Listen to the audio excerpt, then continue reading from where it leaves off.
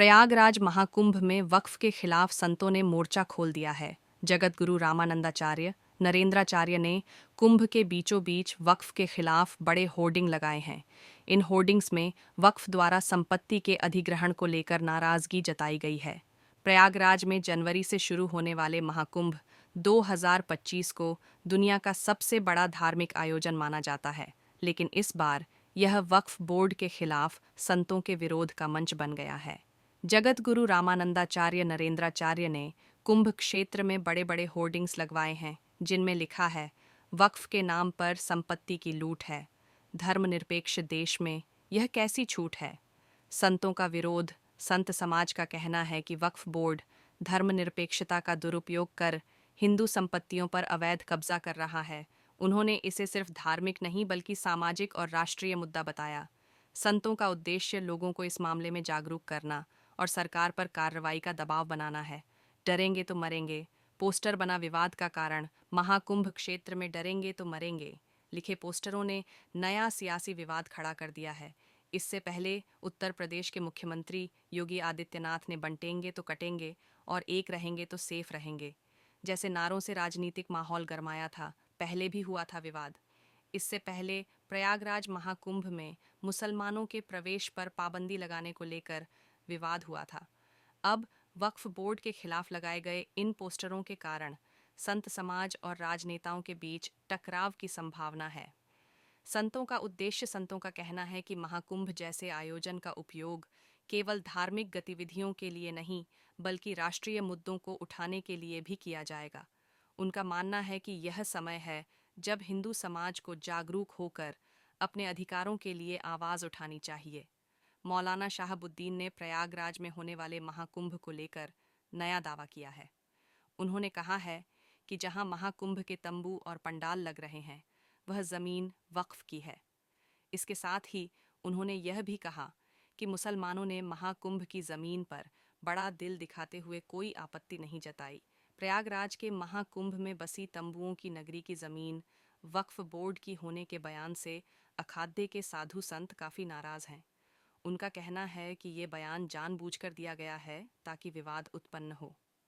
निरंजनी अखाड़े के महामंडलेश्वर का कहना है कि बयान देने वाले सरता का सर घूम गया है। उन्होंने कहा कि कुंभ के बाद वक्फ बोर्ड ही न रहे, ये भी हो सकता है। उनका कहना है कि वक्फ बोर्ड की 9 लाख एकड़ ज़मीन भी उन्हें वापस चाहिए। महामंडलेश्वर ने सनातन बोर्ड की मांग करते हुए कहा कि सनातन बोर्ड बनाया जाना चाहिए। इसके बाद आबादी के आधार पर संपत्तियों का बंटवारा कर दिया जाना चाहिए। उन्होंने वक्फ बोर्ड की 9 लाख एकड़ जमीन में 6 लाख एकड़ सनातन बोर्ड को देने की मांग की। कुंभ मेले के 4 प्रकार होते हैं: कुंभ, अर्धकुंभ, पूर्ण कुंभ और महाकुंभ। इन सभी के बीच समयावधि, धार्मिक महत्व और खगोलीय कारणों के आधार पर विभिन्नताएं होती हैं। आइए इनके बीच के अंतर और ग्रहों के गोचर से इनके संबंध के बारे में विस्तार से समझते हैं। भारतीय संस्कृति और परंपराओं में कुंभ मेले का अत्यधिक विशेष महत्व है। यह अद्वितीय मेला 4 पवित्र स्थानों पर ही आयोजित किया जाता है। इसमें प्रयागराज, हरिद्वार, उज्जैन और नासिक शामिल हैं। यह न केवल एक धार्मिक आयोजन है बल्कि इसमें खगोलीय घटनाओं का भी गहरा प्रभाव माना जाता है।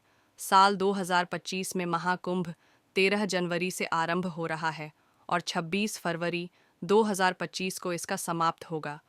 यह कुंभ मेला पूरे 45 दिनों तक चलेगा। कुंभ मेला हर 12 वर्ष में आयोजित होता है और इसे चारों तीर्थ स्थलों पर बारी बारी से मनाया जाता है। इसका आयोजन तब होता है जब सूर्य, चंद्रमा और गुरु ग्रह विशिष्ट खगोलीय स्थिति में होते हैं। इस अवधि में गंगा, क्षिप्रा, गोदावरी और संगम का जल विशेष रूप से पवित्र माना जाता है। अर्धकुंभ मेला। पहले अर्धकुंभ के बारे में जानते हैं। दरअसल अर्धकुंभ मेला हर 6 वर्ष के अंतराल पर आयोजित किया जाता है। ये भारत में सिर्फ 2 जगहों, हरिद्वार और प्रयागराज में लगता है। अर्ध का अर्थ आधा होता है। हरिद्वार और प्रयाग में 2 कुंभ पर्वों के बीच 6 वर्ष के अंतराल में अर्ध कुंभ लगता है। इसलिए इसे कुंभ मेला के मध्य चरण के रूप में देखा जाता है। पूर्ण कुंभ मेला। पूर्ण कुंभ 12 साल में एक बार लगता है। पूर्ण कुंभ मेला केवल प्रयागराज में आयोजित होता है। हालांकि पूर्ण कुंभ को भी महाकुंभ कहते हैं। इस बार यानी 2025 में 12 साल बाद प्रयागराज में पूर्ण कुंभ लगने वाला है। इसे धार्मिक उत्सव का उच्चतम स्तर माना जाता है। महाकुंभ मेला महाकुंभ की बात करें तो यह 1444 साल में सिर्फ एक ही बार लगता है। इसका आयोजन केवल प्रयागराज में होता है। महाकुंभ को अत्यंत दुर्लभ और विशिष्ट धार्मिक आयोजन माना जाता है, जो 12 पूर्ण कुंभ के बाद होता है। महाकुंभ को लाखों श्रद्धालुओं का महासंगम और ऐतिहासिक धार्मिक आयोजन माना जाता है। महाकुंभ लगाने के लिए कैसा होता? स्थान का चयन, महाकुंभ लगने का निर्णय देवताओं के गुरु बृहस्पति और ग्रहों के राज्य सूर्य की स्थिति के हिसाब से किया जाता है। आइए जानते हैं किस स्थान पर मेला लगेगा। इसका निर्णय कैसे होता है? हरिद्वार। जब देवगुरु बृहस्पति कुंभ राशि में और सूर्य देव मेष राशि में होते हैं, तब हरिद्वार में महाकुंभ का आयोजन किया जाता है। उज्जैन। जब सूर्यदेव मेष राशि में और गुरु ग्रह सिंह राशि में होते हैं, कुंभ मेले का आयोजन उज्जैन में किया जाता है। नासिक। जब गुरु ग्रह और सूर्यदेव दोनों ही सिंह राशि में विराजमान रहते हैं, तो महाकुंभ मेले का आयोजन स्थल नासिक। प्रयागराज महाकुंभ में मुस्लिमों के प्रवेश और कारोबारी गतिविधियों पर रोक की मांग की गई है। अखाड़ा परिषद ने फर्जी संतों की पहचान के लिए आईडी प्रूफ अनिवार्य किया है। गोहत्या पर पाबंदी और सुरक्षा व्यवस्था पर विशेष ध्यान दिए जाने की अपील भी की गई है। प्रयागराज में होने वाले महाकुंभ में मुसलमानों की एंट्री बैन किए जाने की मांग का दावा किया जा रहा है। बताया जा रहा है कि मुख्यमंत्री योगी आदित्यनाथ के सामने अखाड़ा परिषद ने यह मांग रखी है। परिषद ने कहा है कि संतों के लिए आईडी अनिवार्य की जाए, क्योंकि कई दूसरे समुदाय के लोग संत बनकर महाकुंभ में घूमने लगते हैं। सोशल मीडिया पर एक वीडियो भी वायरल है, जिसमें एक संत मांग कर रहे हैं कि मुसलमानों को कुंभ क्षेत्र में दुकानें लगाने की अनुमति न दी जाए। बता दें कि अखिल भारतीय अखाड़ा परिषद की शनिवार को बैठक में कई प्रस्ताव पारित किए गए। इनमें प्रमुख रूप से लव जिहाद, संतों की सुरक्षा, गो हत्या पर प्रतिबंध, कुंभ मेला क्षेत्र को हरा भरा और स्वच्छ बनाने सहित कुंभ मेले के दौरान सभी की सुरक्षा पर सरकार की ओर से विशेष ध्यान दिया जाना शामिल है।